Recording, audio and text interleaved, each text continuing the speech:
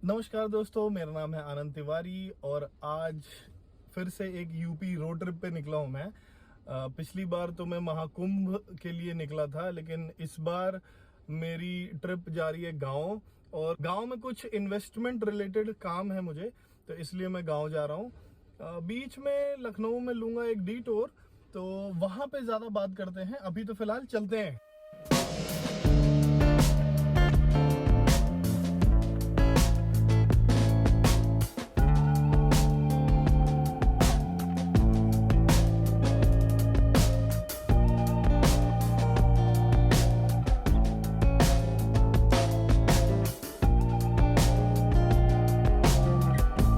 So finally मैं लखनऊ पहुंच गया हूं और आज मैं यहीं पे ही रेस्ट करूंगा। एक्चुअली मम्मी पापा साथ में ही हैं। उनके साथ में बहुत लंबा सफ़र आप नहीं कर सकते हैं, तो रुक रुक के करना पड़ता है। तो जयपुर से लखनऊ, और लखनऊ से उसके बाद मेरी नेक्स्ट डेस्टिनेशन मेरा गांव होगा। बलिया में एक टाउन पड़ता है, रसड़ा। तो वहां जाना है मुझे। देखते हैं आगे, सुबह बात करता हूँ मैं। अभी तो मैं थोड़ा थक गया हूँ, 8 साढ़े 8 घंटे गाड़ी ड्राइव करके आया हूँ, तो थोड़ा सा थक गया हूँ। मिलते हैं आपसे सुबह। सुबह आपको बताऊंगा कि क्या क्या मेरी आगे प्लानिंग है। गुड मॉर्निंग गाइस, आज है 3 अप्रैल। कल मैं निकला था अपने मम्मी पापा के साथ जयपुर से लखनऊ के लिए। एक्चुअली निकला तो मैं गांव के लिए था, लेकिन 8 साढ़े 8 घंटे की ड्राइव के बाद मैं भी थोड़ा सा थक गया था और मम्मी पापा ज़्यादा थक गए थे। मम्मी पापा के साथ में आप इतनी लंबी ड्राइव कर नहीं सकते हैं, तो मैंने हॉल्ट लिया अपनी बहन के यहाँ पे, जो लखनऊ में रहती हैं। ड्राइव की बात करें तो जयपुर से आगरा जो रोड है वो थोड़ी सी हैवी ट्रैफिक के साइड ही रहती है। हैवी व्हीकल्स तो दिखते दिखते हैं, और जो बाइक वाले हैं वो भी उल्टी उल्टी सीधी साइड से आते जाते आपको देखने को मिलते हैं। तो थोड़ा सा टाइम लग जाता है जयपुर से आगरा करने में।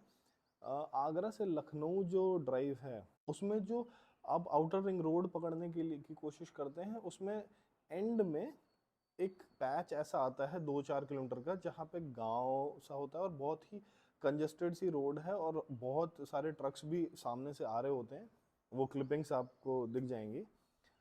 हाँ, बाकी उसके बाद जब आगरा लखनऊ एक्सप्रेसवे पे तो क्लास ही रोड है। मतलब आप 100 पे क्रूज करके आराम से जा सकते हैं। 100 की लिमिट है, तो 100 पे क्रूज लगाइए और आराम से बैठिए। आप 3-4 घंटे के अंदर आप लखनऊ पहुंच जाएंगे। लखनऊ पहुंचने के बाद तो खैर लखनऊ के अंदर तो ट्रैफिक होता ही है। फाइनली लखनऊ पहुंचे, रेस्ट किया। आज मैं निकलूंगा लखनऊ से गांव। गांव यानी रसड़ा, बलिया में एक बलिया डिस्ट्रिक्ट में एक जगह पड़ती है रसड़ा। आप सर्च मारेंगे तो मिल जाएगा। तो रसड़ा जा रहा हूँ। तो क्यों जा रहा हूँ? तो मेरे जन्म के टाइम पे 1-2 साल आगे पीछे पापा ने एक इन्वेस्टमेंट प्रॉपर्टी ली थी रसड़ा में ही। ज़मीन ली थी थोड़ी सी।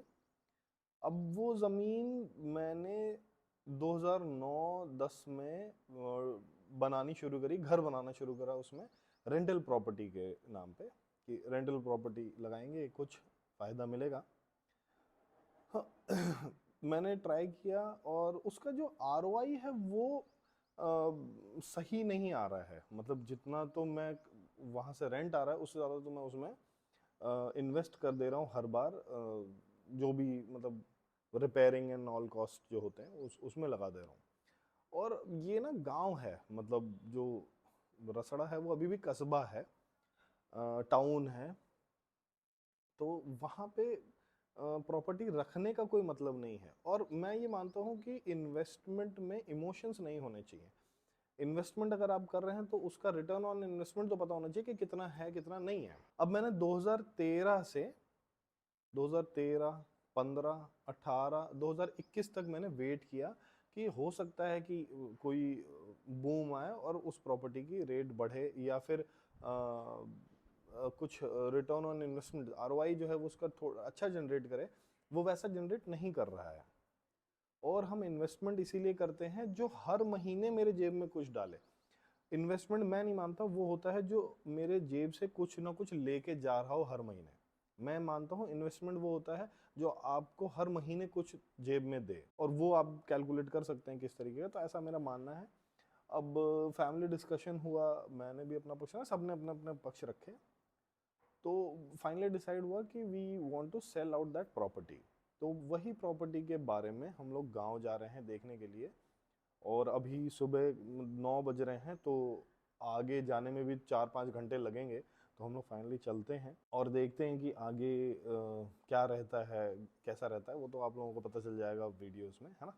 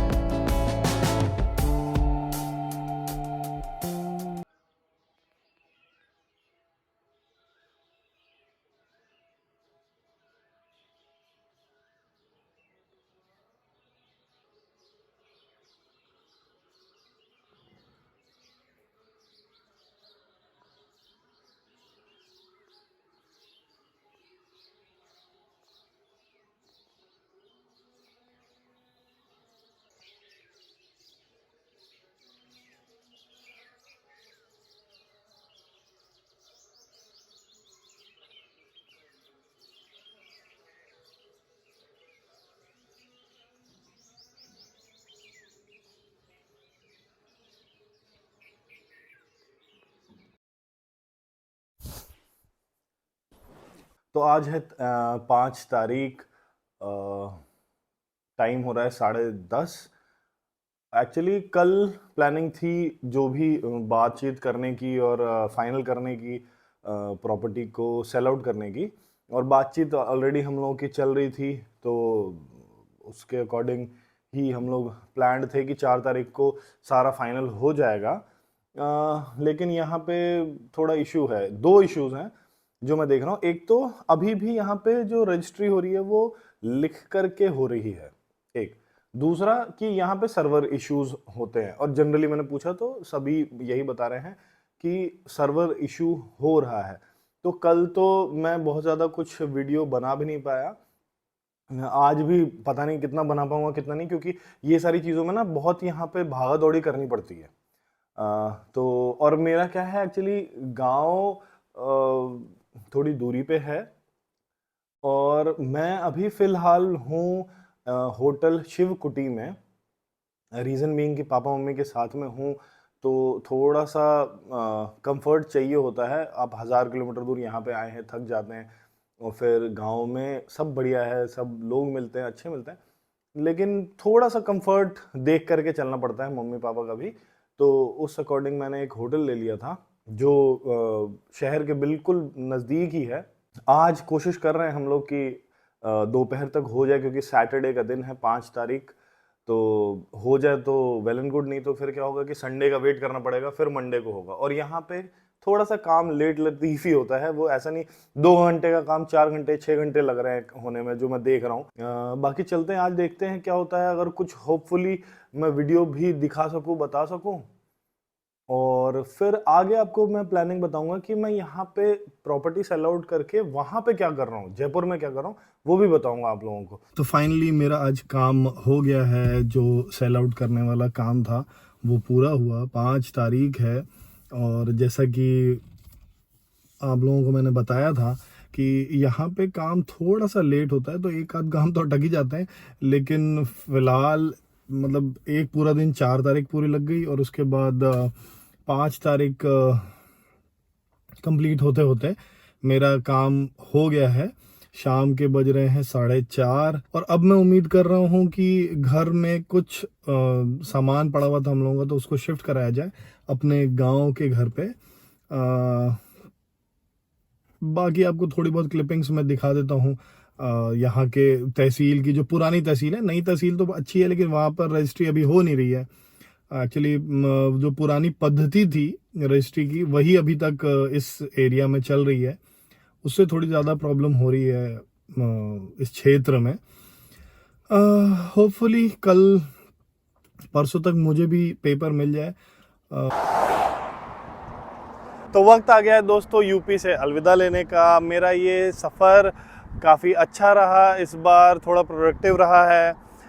जिस काम के लिए मैं आया था वो काम कंप्लीट हो गया है। जैसा कि आप देख सकते हैं मैं लखनऊ से सिर्फ 1 घंटे दूर हूँ और गांव से निकले हुए मेरे को 3 घंटे हुए हैं, तो 4 घंटे 4.5 घंटे लगते हैं पूर्वांचल एक्सप्रेस में लखनऊ पहुँचने के लिए। अब जा रहा हूँ मैं अपनी बहन के यहाँ पे और थोड़ा फ्रेश होऊंगा, खाना वाना खाऊंगा, उसके बाद देखता हूँ, हो सकता है आज ही मैं अपने घर पहुँच जाऊँ, हो सकता है कि आज ही मैं जयपुर निकल जाऊँ और रात तक पहुँच जाऊँ। काफ़ी अच्छा रहा, थोड़ा सा मिक्स सा फीलिंग थी मेरी। गांव से निकलते वक्त थोड़ा सा सैडनेस भी थी क्योंकि 7-8 साल बाद देख रहा था अपने गांव को। और हम लोग क्या बचपन में आते जाते रहे हैं, 7-8 साल पहले तक आता जाता रहा हूँ मैं, बट अनफॉर्चुनेटली अब आफ्टर कोविड तो बहुत ज़्यादा ही मुश्किल हो गया था आना जाना, और माँ बाप के साथ में आने में भी थोड़ी परेशानी हुई। और पापा मम्मी भी काफ़ी ज़्यादा इमोशनल हो गए थे बीच में वहाँ पे, क्योंकि उनको भी अपने बचपन की याद आई, मम्मी को याद आई, बहुत सारी चीज़ें वहाँ से रिलेटेड। जिस काम के लिए हम लोग आए थे उत्तर प्रदेश रसड़ा, वो काम तो हम लोगों ने कंप्लीट कर लिया। बाकी देखते हैं अब जो जयपुर में मुझे मेरे जो प्लान्स हैं, जो मेरे रियल एस्टेट से रिलेटेड मैं काम करना चाहता हूं, मैं उसके बारे में आपको नेक्स्ट व्लॉग में बताऊंगा। और मैं लखनऊ अपने सिस्टर के यहाँ बैठ करके तसल्ली से आपको 2-4 चीज़ें और बताऊंगा। चलते हैं फ़िलहाल लखनऊ और उसके बाद जयपुर।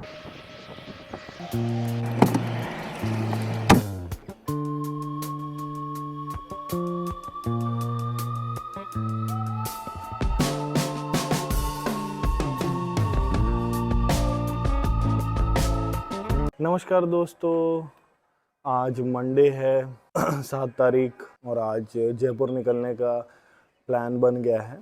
संडे को मैं अपने गांव से लखनऊ आया था और पापा मम्मी के साथ, जैसा कि मैंने आपको पहले भी बताया कि इतना ज़्यादा एक्सटेंसिव ट्रैवल, इतना ज़्यादा एक्सर्टिंग ट्रैवल आप नहीं कर सकते हैं, तो आपको ब्रेक ले लेके करना पड़ता है। और एक हम लोगों का जो ब्रेक है वो लखनऊ में अच्छा सा हो जाता है। हमारे बहन रहती हैं यहाँ पे, उनके घर पे। और एक्चुअली क्या है कि कुछ रेस्ट भी नहीं मिला था हम लोगों को। जब गांव हम लोग गए थे तो इतना रेस्ट मिल नहीं पाता वहाँ पे, तो मच्छरों ने पूरी तरीके से मेरे को आहार ही बना लिया था, है ना। उन लोगों का जलपान तो पूरा कराया है मैंने, और वो मैं आपको दिखा दूंगा पूरा हाथ पे ना, और मतलब अंदर भी कहीं कहीं घुस घुस के काट रहे थे यार, नाक पे मेरे पूरा काट रखा है। मैं एक आध फोटो दिखा दूंगा आपको। तो रेस्ट नहीं हो पाता है, और एक्चुअली लाइफस्टाइल का भी डिफरेंस है ना, तो थोड़ा सा रेस्ट भी मिल गया हम लोगों को। अब टाइम हो रहा है 7:30, मैं तो तैयार हो गया हूँ, बस मम्मी पापा के तैयार होने का इंतज़ार है, उसके बाद निकलते हैं जयपुर के लिए। मैं इस व्लॉग को यहीं पे एंड करता हूँ और आपको बता देता हूँ कि मैं लखनऊ आगरा एक्सप्रेसवे लूँगा और वहाँ से आगरा बाईपास लेते हुए जयपुर हाईवे पे निकल जाऊँगा। और मतलब आगरा बीकानेर हाईवे है वो, तो जयपुर पहुँचाती है। बस बीच में वही एक पैच छोटा सा ख़राब है, जो आपको लखनऊ आगरा एक्सप्रेसवे से नीचे उतरने के बाद छोटा सा गांव का एक पैच मिलता है जहाँ पे सिंगल लेन है और बहुत सारी ट्रकें व्रकें अपना पता नहीं टोल बचाने के लिए चलती होंगी। तो बस वही एक पैच है, बाकी सफ़र बहुत अच्छा रहा। ये सारे जितने भी वीडियोस हैं वो मैं एक ही वीडियो में डाल दूंगा, तो ये तो आप लोगों के लिए एक ही व्लॉग होगा, लेकिन मेरे लिए तो ये काफ़ी दिन थे। अच्छा रहा, गांव में भी अच्छा लगा मिल के सबको। जिस काम के लिए गए थे वो भी हो गया।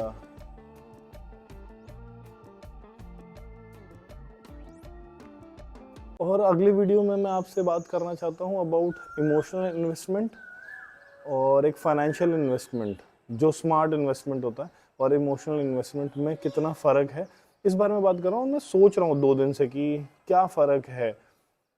तो अगली वीडियो में मिलते हैं, आपसे बात करेंगे about this matter, emotional investment versus smart financial investment. और अगर आपको मेरी ये वीडियोस पसंद आ रही हैं तो आप मुझे सब्सक्राइब कीजिए, लाइक का बटन दबा दीजिए और आगे के अपडेट्स और नोटिफिकेशंस देखते रहिएगा। कुछ नई वीडियो लेके आऊँगा मैं। नमस्कार।